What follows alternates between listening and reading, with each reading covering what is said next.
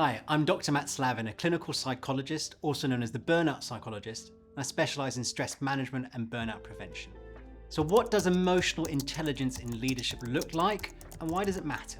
Emotional intelligence is often described as a leader's ability to recognize, understand, and manage both their own emotions and the emotions of those around them. While it might sound abstract, emotional intelligence shows up in concrete ways that's going to make or break the effectiveness of a team. And in this video, I want to break down what emotional intelligence in leadership looks like and offer some real-world examples of each component.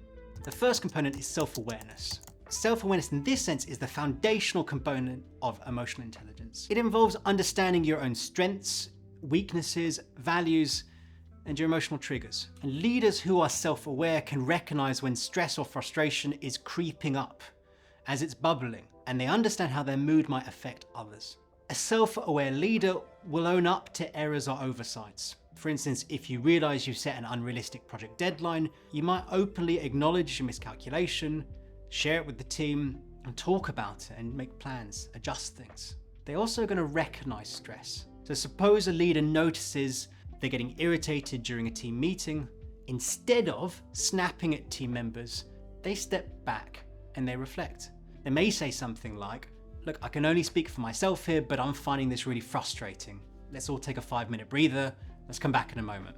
Why it matters is that leaders who are self-aware, they create an environment where learning and honesty, they're valued. That's going to reduce defensiveness. It's going to open dialogue. It's going to get the best out of your team. The second core component is self-management. So self-management builds on self-awareness. So once you know what you're feeling, can you regulate those emotions constructively?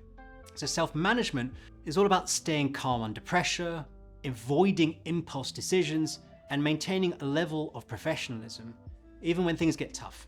So a good example might be pausing before responding.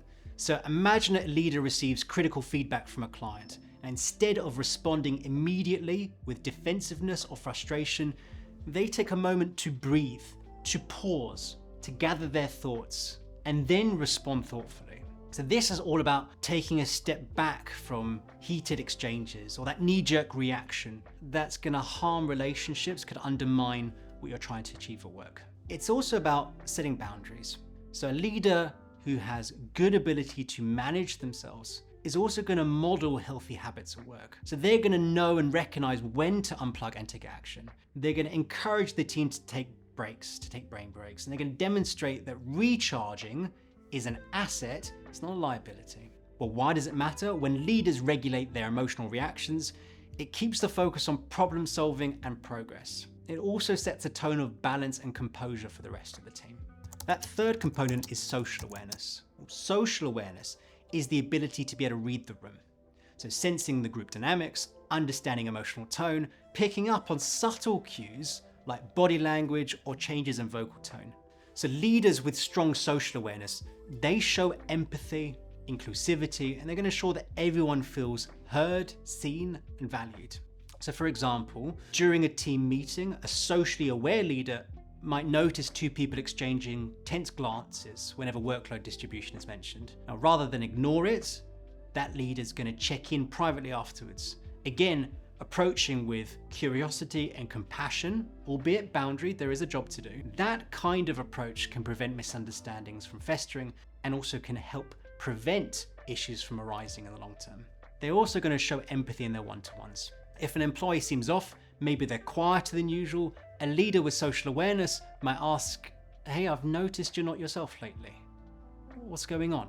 Sometimes that small act of empathy is enough for a team member to open up about their stresses that could otherwise derail performance. It fosters trust because team members feel genuinely seen and supported. It's also about relationship management. Relationship management is where all the previous elements come together.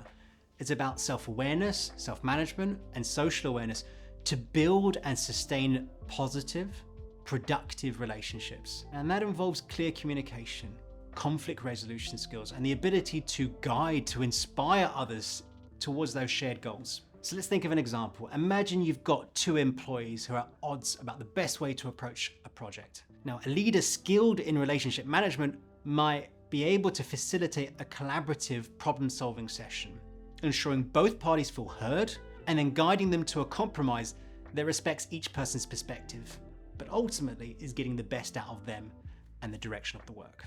Investing in emotional intelligence isn't just a one-time fix. It is a continuous practice.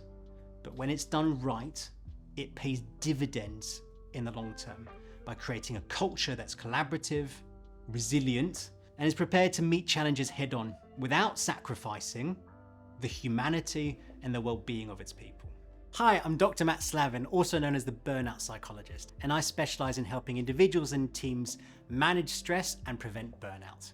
I hold a doctorate in clinical psychology, and I'm a chartered member of the British Psychological Society. I'm registered and accredited with the Health and Care Professions Council, and I'm also an EMDR therapist. You can find me on Instagram at the.burnout.psychologist, and feel free to go to my website to learn about one-to-one support, team workshops, and how I can really help your team culture. And that's theburnouttpsych.com. I just spent the day filming with Mindfriend. Stay tuned for all our content.